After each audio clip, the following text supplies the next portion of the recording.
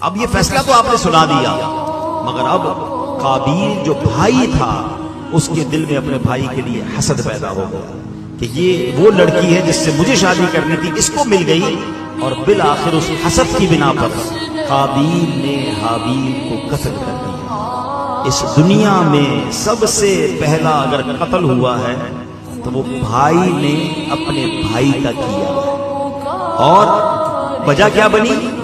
حسد وجہ بنی۔ حسد کیوں ہوا؟ ایک عورت کی وجہ سے۔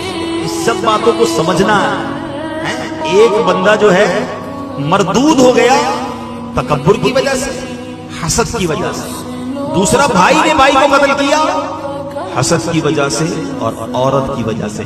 سمجھنی ہے یہ باتیں کہ یہ کتنے پرانے گناہ ہیں، یہ کتنے بڑے فتنے ہیں جو آج بھی مسلمانوں کے دلوں میں بس رہے ہیں اور مسلمانوں کو اس کی پرواہی نہیں ہے۔